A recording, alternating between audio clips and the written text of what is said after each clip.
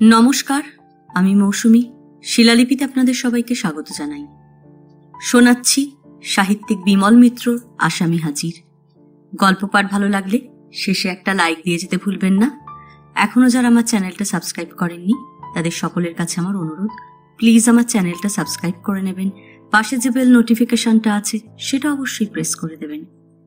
আর গল্প পাঠ ভালো লাগলে আপনার চেনা জানাদের সঙ্গে গল্প ভাগ করে নিতে ভুলবেন না। আজ শোনাব উপন্যাসের একবিংশ পর্ব।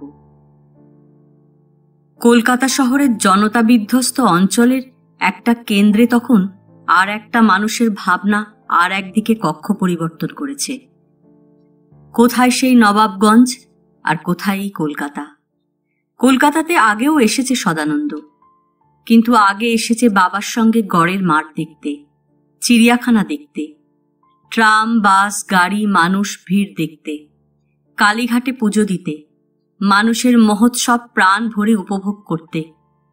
তখন এমন জিনিসগুলো দেখেছে যাতে তার চোখ ভরে গেছে, মনও ভরেছে।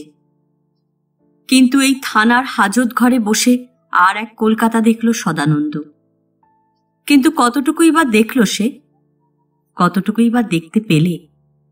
সেই কালীগঞ্জের পোড়ো বাড়িটা থেকে তাকে হাতকড়া দিয়ে নিয়ে এসেছিল পুলিশ। তারপরে রেল বাজার থেকে ট্রেনে উঠিয়ে দিয়েছিল তাদের। সঙ্গীন খাড়া করা পুলিশের পাহারায় তাদের দুজনকে শেয়ালদায় একটা গাড়ির ভেতরে পুরে দিয়ে সোজা এখানে নিয়ে এলো, এই লালবাজারের পুলিশ হেডকোয়ার্টারে। তারপর থেকে ওদের সঙ্গেই কাটছিল। ওদেরই মধ্যে একজন নিজে থেকেই তার সঙ্গে আলাপ করতে এলো। জিজ্ঞেস করলে, আপনি কখনো কলকাতায় আসেননি বুঝি? সদানন্দ বললে, কেন, ও কথা জিজ্ঞেস করছেন কেন? আপনাকে দেখে তাই মনে হচ্ছে। গাড়ির ভেতরে আপনি জালের জানলা দিয়ে যেরকম করে চেয়ে দেখছিলেন, তাই জিজ্ঞেস করছি। গ্রামের মানুষ না হলে এমন করে কেউ বাইরের দিকে চেয়ে দেখে না।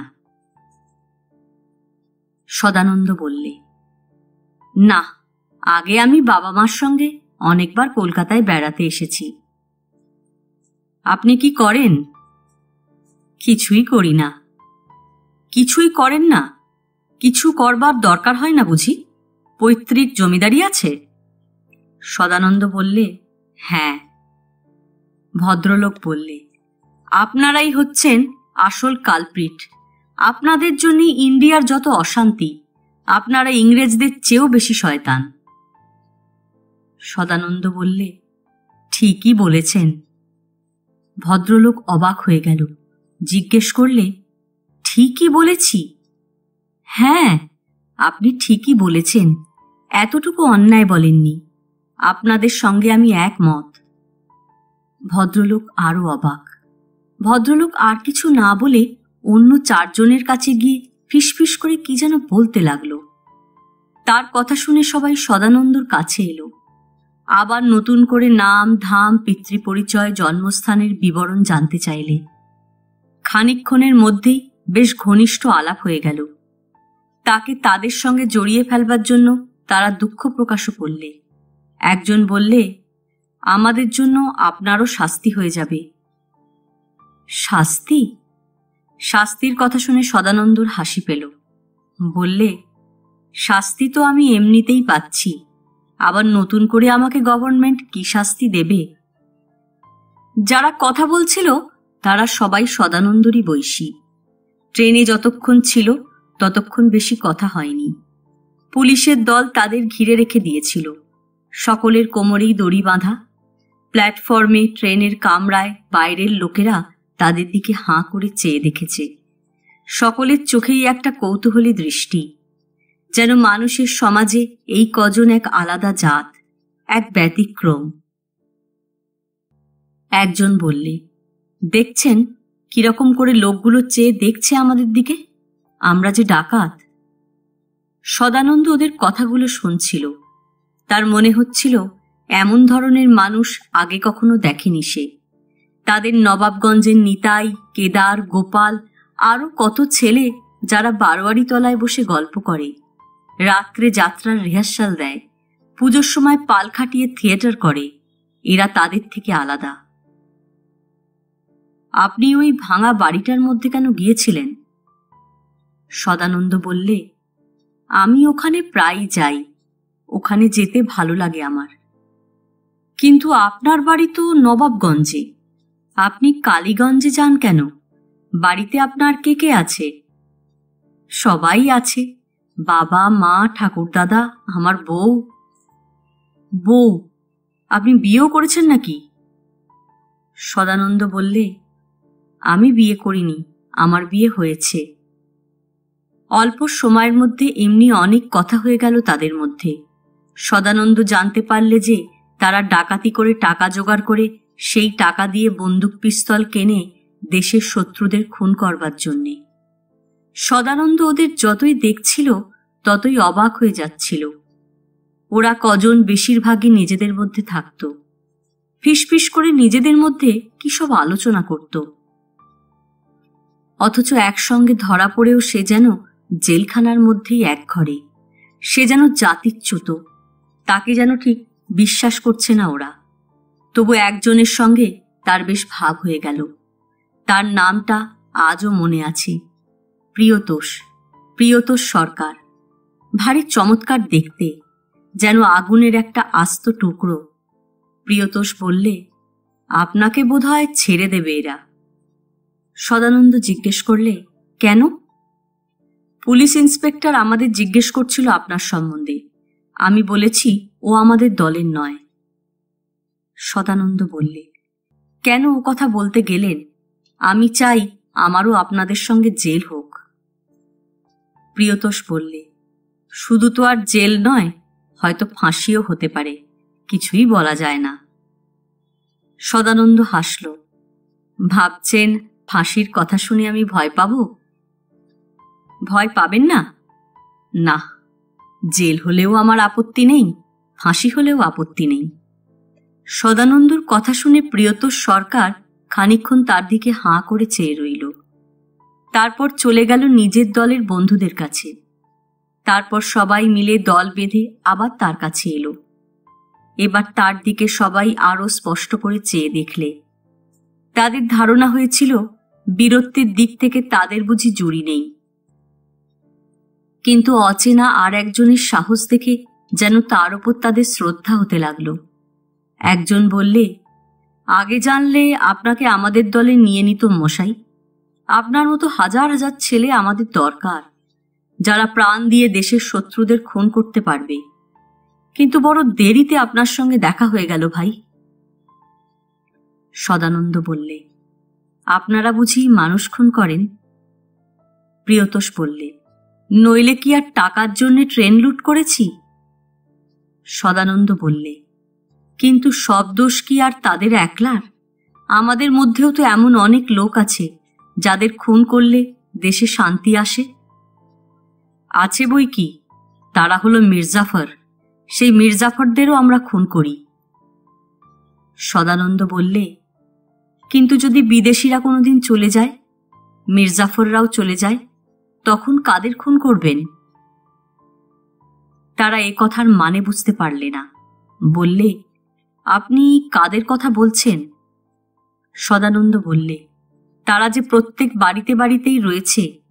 কেউ ঠাকুরদা হয়ে, বাবা হয়ে, মা হয়ে, মামা হয়ে যে অকথ্য অত্যাচার করছে, তাদের খুন করবার ব্যবস্থা করতে পারবেন আপনারা? তার মানে? সদানন্দ বললে, একদিন না একদিন বিদেশিরা তো চলে যাবে, কিন্তু এরা তো আমাদের শহরে শহরে, গ্রামে গ্রামে, বাড়িতে বাড়িতে থাকবে। তখন তাদের অত্যাচার বন্ধ করতে পারবেন আপনারা? সেই সব ঠাকুরদাদের, বাবাদের, মাদের, মামাদের অত্যাচার, তারা কিরকম অত্যাচার করে তার কি খবর রাখেন আপনারা? তারা কপিল পায়রাপোড়া, মানিক ঘোষ, ফটিক প্রামাণিক আর কালীগঞ্জের বউদের একটার পর একটা খুন করে চলেছে। তাদের শাস্তি কবে হবে? আপনারা তাদের শাস্তি দিতে পারবেন? হঠাৎ একজন ওয়ার্ডার এসে হাজির হলো। বললে, সদানন্দ চৌধুরী কার নাম? সদানন্দ বললে, আমার। কেন? পুলিশ সুপার আইবি আপনাকে নিচে ডাকছে, চলিয়ে। সদানন্দ আর দাঁড়ালো না, যেমন অবস্থায় ছিল সেই অবস্থাতেই ওয়ার্ডারটার পেছনে পেছনে চলতে লাগল। সদানন্দ চলে যাবার পর প্রিয়তোষ বন্ধুদের দিকে চাইলে বললে, আমি তোদের বলেছিলুম ছেলেটা পাগল, তখন তোরা কেউ বিশ্বাস করলি না, তখন তোরা বললি স্পাই।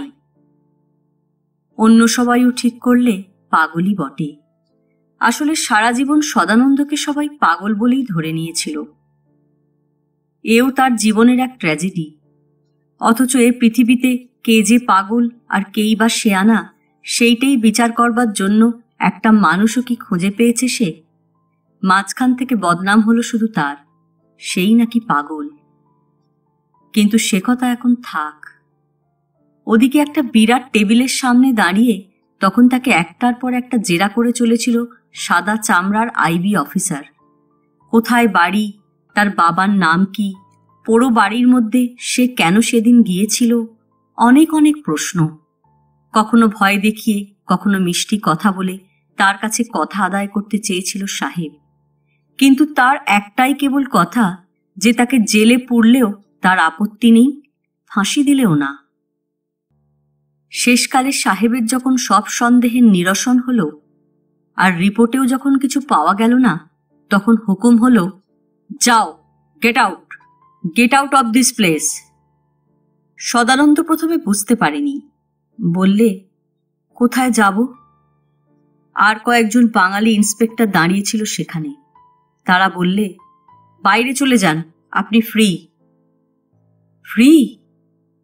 থানার বাইরেও যে সে ফ্রি নয়, সেটাও যে সদানন্দের কাছে একটা জেলখানা, তা বাইরের লোক যারা, তারা জানবে কি করে? সদানন্দ চোখ দিয়ে তখন যেন কান্না বেরিয়ে আসতে চাইল। হাঁ করে দেখছেন কি, চলে যান। সদানন্দ বললে, ওদের সঙ্গে একবার দেখা করে আসতে পারি, ওই ওদের মধ্যে প্রিয়তোষ সরকারের সঙ্গে? একজন বাঙালি অফিসার ধমক দিয়ে উঠল, যা বলছি শুনছেন না কেন? আবার ইয়ার কি হচ্ছে?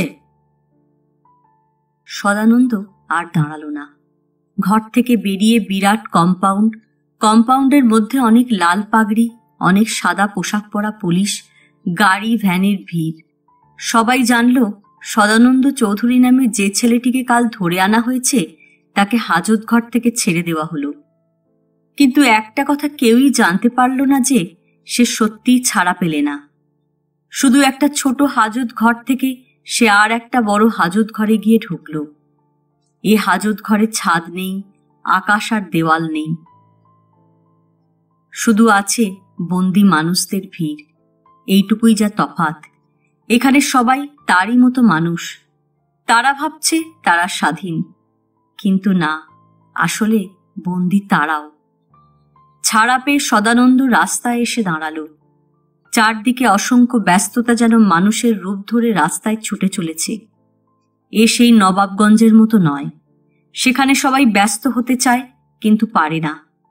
কিন্তু সেখানে সমস্ত দিনখানা পড়ে আছে তোমার জন্যে।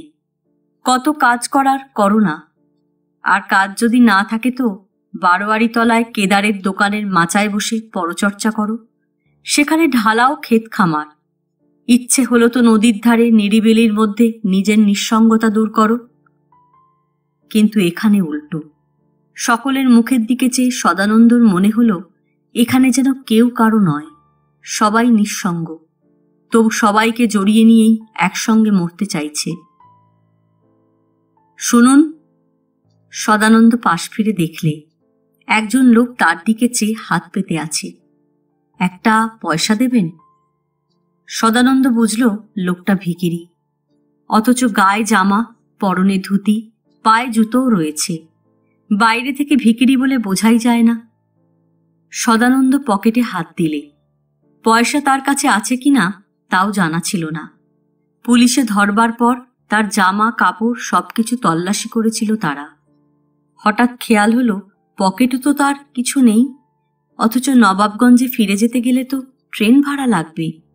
তখন তো টাকার দরকার। কি করে ফিরবে সে তাহলে? সদানন্দ বললে, আমার কাছে একটা পয়সাও নেই, আমি কিছুই দিতে পারবো না।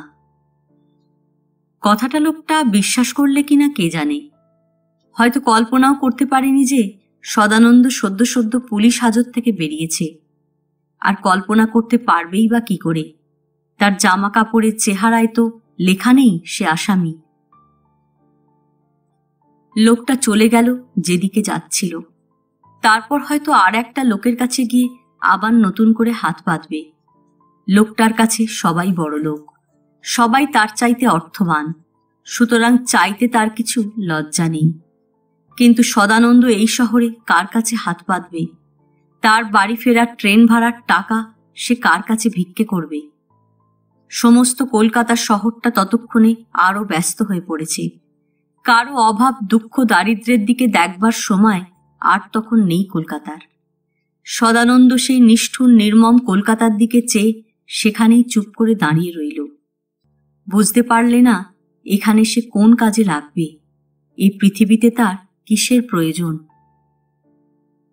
নয়নতারার কিন্তু বাহাদুরি আছে বলতে হবে। শাশুড়িও অবাক হয়ে গেছে বৌমার কাজকর্ম দেখে।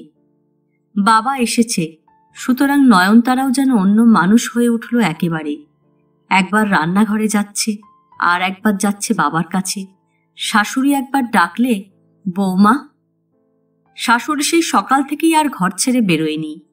সেই আগের দিন রাত্রে যে শুয়েছে তারপরে আর ওঠেনি। মাঝখানে শুধু উঠে বসেছিল একবার। বৌমাকে সিন্দুকের চাবি খুলে প্রকাশকে টাকাটা বার করে দিতে বলেছিল। শাশুড়ি বললে, এমন সময় তোমার বাবা এলেন, আমি উঠেও বসতে পারছি না। তুমি একলা দেখাশোনা করতে পারবে তো? বাড়িতে পুরুষ মানুষ কেউ নেই যে খাতির যত্ন করবে। তোমার উপরেই ভার দিলুম বৌমা, দেখো যেন তোমার শ্বশুর বাড়ির বদনাম না হয়। নয়নতারা বলেছিল, সে আপনাকে ভাবতে হবে না মা, আমি তো আছি, আমি সব দেখব। শাশুড়ি বৌমার মুখের চেহারা দেখে ভরসা পেলে। বাবার আসার খবর পেয়ে বৌমা যেন একেবারে অন্য মানুষ হয়ে গেছে। মুখে হাসি, অথচ উদ্বেগও কম নেই তার।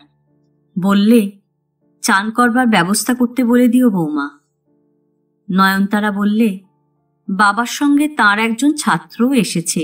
বুড়ো মানুষ তো, তাই একলা আসতে ভরসা পাননি।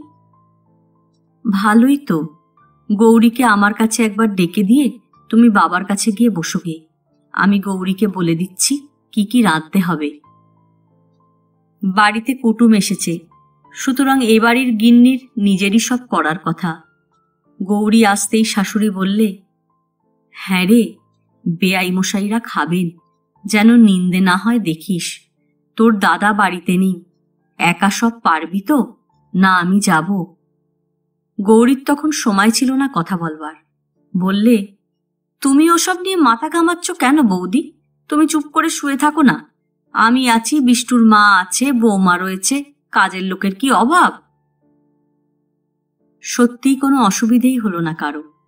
নয়নতারা অদ্ভুত মানিয়ে নিলে। একবার রান্নাঘরে যায়, গিয়েই জিজ্ঞেস করে, পিসি আমি একটু হাত লাগাবো? গৌরী বলে, না না বৌমা, তুমি তোমার বাবার সঙ্গে গিয়ে কথা বলো গে। বেয়াই মশাইদের চান হয়ে গেলেই আমাকে খবর দেবে। নয়নতারা বললে, চান করা তো হয়ে গেছে, তাহলে তুমি বাবার কাছে গিয়ে বসো, আমি এদিক গুছিয়ে নিয়ে তোমাকে খবর দিচ্ছি।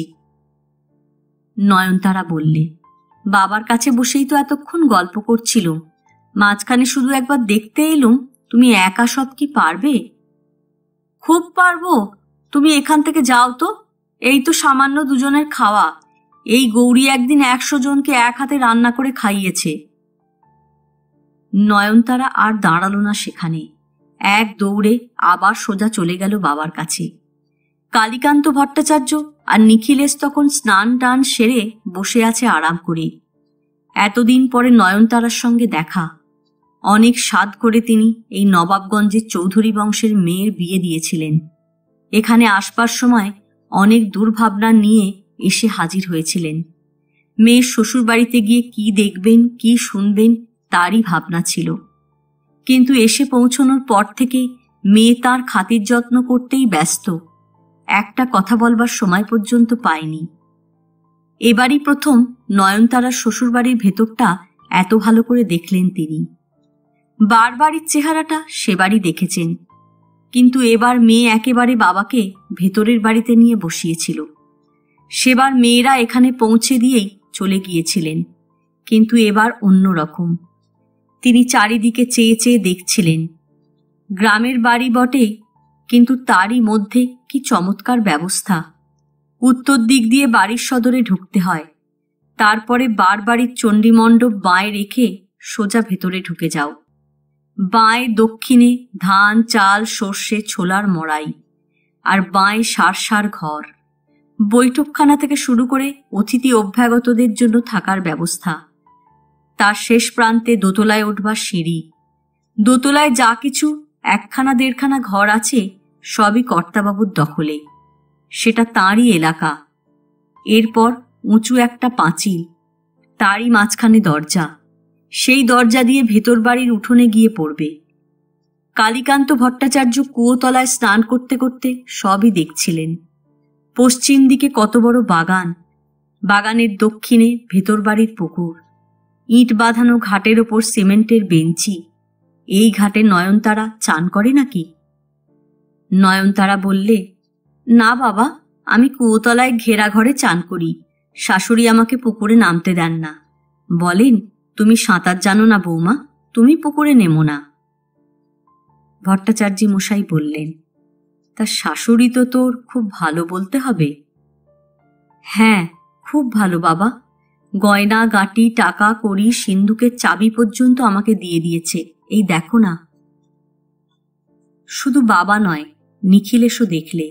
নয়নতারা চাবিটা হাতে নিয়ে দেখালে। ভট্টাচার্য মশাই বললেন, দেখলে তো নিখিলেশ, আমি তোমায় বলেছিলুম নয়নতারার স্বামী ভাগ্য ভালো। হ্যাঁ রে, তা সদানন্দকে ছাড়িয়ে আনবার ব্যবস্থা তোর মামা শ্বশুর করতে পারবে তো? নয়নতারা বললে, তুমি তাহলে আমার মামা শ্বশুরকে চেনো না বাবা, তিনি খুব পাকা লোক। তা পুলিশ যদি না ছাড়ে? নয়নতারা বললে, সেজন্যেই তো 1000 টাকা নিয়ে গেলেন, আমি তো নিজের সিন্দুক থেকে বার করে দিলুম। ভট্টাচার্য মশাই যেন খুশি হলেন। বললেন, তাহলে টাকা কড়িও বুঝি তোর হাতে? তুই টাকা কড়ি রাখিস নাকি? নয়নতারা বললে, বারে, সিন্দুকের চাবি থাকবে আমার হাতে আর টাকা নাড়াচাড়া করবে অন্য লোক? তুমি যে কি বলো বাবা, তার ঠিক নেই। তাহলে তুই দেখছি বলতে গেলে এ বাড়ির আসল গিন্নি। নয়নতারা হাসল, বললে, আমার শাশুড়ির তো অসুখ কাল থেকে, আমি সংসার না দেখলে আর কে দেখবে? আমার শ্বশুর গেলেন রানাঘাটের মামলার তদবির তদারক করতে। দোতলায় কর্তাবাবু বেহুঁশ হয়ে পড়ে আছেন। মামা শ্বশুর গেছেন কলকাতায় পুলিশের থানায় দরবার করতে। এদিকে শাশুড়ির আবার অসুখ, অথচ খাবার বেলায় একগাদা লোক। খেতে বসে মেয়ের গল্প শুনছিলেন ভট্টাচার্য মশাই। বললেন, এটা খেতে তো খুব ভালো হয়েছে রে, এটা কে রেঁধেছে? এই মাছের মুড়ো দিয়ে ছোলার ডাল? কে আবার রাঁধবে, আমিই রেঁধেছি। নিখিলেশও পাশে বসে খাচ্ছিল। সেও বললে, হ্যাঁ, সব রান্নাগুলোই ভালো হয়েছে। নয়নতারা উৎসাহ পেয়ে গেল। বললে, তাহলে মুড়ি ঘন্টটা আর একটু নিয়ে আসি, যাই। ভট্টাচার্য মশাই বাধা দিলেন। বললেন, ওরে না না, এত সব খেতে হবে, একটা তো মাত্র পেট, ধরবে কি করে অত? তা আমি ভাবছি, তুই এত শিখলি কবে? তোর মাও মুড়িঘণ্ট খুব ভালো রাঁধত, তোর মার কাছেই এসব রাঁধতে শিখেছিলি না রে? বিপিনও এখানে খেয়ে গিয়ে রান্নার খুব প্রশংসা করছিল। নয়নতারা বললে, তা মা ছাড়া আর কার কাছে রান্না শিখব? এখানে তো সবে এসেছি। ভট্টাচার্য মশাই বললে, তা এখানে এসে তোকে রান্না বান্না করতে হয় নাকি? কি যে বলো তুমি বাবা, তার ঠিক নেই। এখানে রান্নার লোকের কি অভাব? বিষ্টুর মা আছে, গৌরী পিসি আছে, কিন্তু আমার শাশুড়ির ইচ্ছে যে আমি রাঁধি। আমার রান্না আমার শ্বশুর শাশুড়ির খুব খেতে ভালো লাগে। আর সদানন্দ, সে কি বলে, তোর রান্না পছন্দ হয় তার? নয়নতারা হাসল। বললে, আসলে তার জন্যই তো আমাকে রান্নাঘরে যেতে হয়। তাঁর আবার আমার রান্না না হলে যে মুখে রোচে না। বাবা খুব খুশি হলেন মেয়ের কথাটা শুনে। নয়নতারা বললে, আর একটু দই দিই তোমাকে বাবা? ভট্টাচার্য মশাই ততক্ষণে উঠে পড়েছেন। বললেন, এর বেশি খেলে আমার অসুখ করবে মা। আমার কি আর খাবার বয়স আছে? এই নিখিলেশকে বরং দে, এদের কম বয়স, এরা খেতে পারবে। নিখিলেশও উঠে পড়ল। বললে, আমিও আর খেতে পারবো না। খাওয়া দাওয়ার পর ভট্টাচার্য মশাই বললেন, তুই আমার সঙ্গে যাবি মা কেষ্টনগরে? তুই বেয়ানকে একবার জিজ্ঞেস করে আয় না, বলবি বাবা নিয়ে যাবার কথা বলছেন। প্রীতি নিজের ঘরে শুয়েছিল তখনও। বৌমাকে দেখে বললে, তোমার বাবার খাওয়া হলো? কোনো কষ্ট হলো না তো? আমি তো দেখতেই পেলুম না কি কি রান্না হলো, কি রকম পরিবেশন করলে তুমি। না মা, খাওয়ার কোনো অসুবিধে হয়নি। বাবা বলছিলেন আমাকে কেষ্টনগরে নিয়ে যাবেন, আমি যাব। শাশুড়ি বললে, তা যাও না বৌমা, দুদিনের জন্য ঘুরে এসো না। তুমি তো বলছিলেই কেষ্টনগরে যাবে। বাবা যখন এসে গেছেন তখন যাও না। এ বাড়িতে এ অবস্থায় থাকলে তোমার কষ্ট হবে, তার চেয়ে বরং তুমি কিছুদিনের জন্য ঘুরে এসো। নয়নতারা বললে, কিন্তু মা, আপনার শরীরের এই অবস্থা। শাশুড়ি বললে, তা হোক বৌমা, আমার যদি এখন বরাবরই শরীর খারাপ হয়, তা বলে তুমি একবার বাপের বাড়ি যাবে না? আমার জন্যে তুমি কেন মিছিমিছি কষ্ট করতে যাবে বৌমা? তুমি এখানে কোন সুখে পড়ে থাকবে? তার চেয়ে তোমার বাবা এসেছেন, এমন সুযোগ আর হবে না। তুমি বরং চলেই যাও। নয়নতারা একটু ভেবে বললে, আমি যাব? এখন বাবা বাড়িতে নেই, তিনি ফিরে এসে যদি কিছু বলেন। শাশুড়ি বললে, সে তোমায় ভাবতে হবে না বৌমা, তিনি কিছু বলবেন না। যদি কিছু বলেন তো আমি তাকে সব বুঝিয়ে বলবো। আর কার জন্য তুমি এখানে বসে থাকবে বৌমা? এখানে কে আছে তোমার? আমার ছেলে কি তোমার মুখদর্শন করে? যার স্বামী অমন, সে কোন সুখে স্বামীর ঘর করবে? এর জবাব কি দেবে নয়নতারা? বললে, তাহলে আমি বাবাকে সেই কথা বলি গে। হ্যাঁ বৌমা, আমি বলছি তুমি যাও। জানো বৌমা, তুমি এখানে মুখ ভার করে থাকলে আমার আরো কষ্ট হয়। আসলে তোমার কথা ভেবে ভেবেই আমার এই অসুখ, নইলে অসুখের তো আর অন্য কোনো কারণ নেই। আচ্ছা মা, আমি বাবাকে তাহলে বলি গিয়ে। বলে নয়নতারা আবার বাবার কাছে গেল। বললে, না বাবা, শাশুড়ি মত দিলেন না। বললেন, কর্তা এখন বাড়ি নেই, উনিও নেই, এ সময় আমার চলে যাওয়া ঠিক হবে না। আর আমিও ভেবে দেখলুম এ সময় গেলে এদের সংসারের খুব অসুবিধে হবে। সিন্দুকের চাবি টাবি তো সব আমার কাছে। শাশুড়ির শরীরও ভালো নয়। আমার তো তোমার সঙ্গে খুব যেতে ইচ্ছে করছিল। তোমার সঙ্গে গেলে কিছুদিন তবু তোমার দেখাশোনা করতে পারতুম, কিন্তু এই অবস্থায় কি করি বলো তো? ভট্টাচার্য মশাই বললেন, না না, বেয়ান তো ঠিক কথাই বলেছেন। আমার কথা তোকে ভাবতে হবে না মা, আমার কোনো অসুবিধে হয় না সেখানে। তুমি এখানে সুখে আছো, ভাবলেই আমার সুখ। তোমার এত সুখ, এত ঐশ্বর্য, এসব তোমার মা কিছু দেখে যেতে পারলেন না, সেইটাই আমার দুঃখ রয়ে গেল। তাহলে আমি আসি মা? তোমার শাশুড়ি শ্বশুরকে বলে দিও আমি আর থাকতে পারলুম না, আমার কালকে কলেজ আছে। আমি তাহলে আসি। সদানন্দ এলো কিনা খবরটা যেন কোনোভাবে পাই। নয়নতারা বাবার পায়ে হাত দিয়ে মাথায় ঠেকালে। বাবা মেয়ের মাথায় হাত ছুঁয়ে আশীর্বাদ করলেন। বেঁচে থাকো মা, স্বামীর সংসারে লক্ষ্মী হয়ে বিরাজ করো, এই প্রার্থনা করি।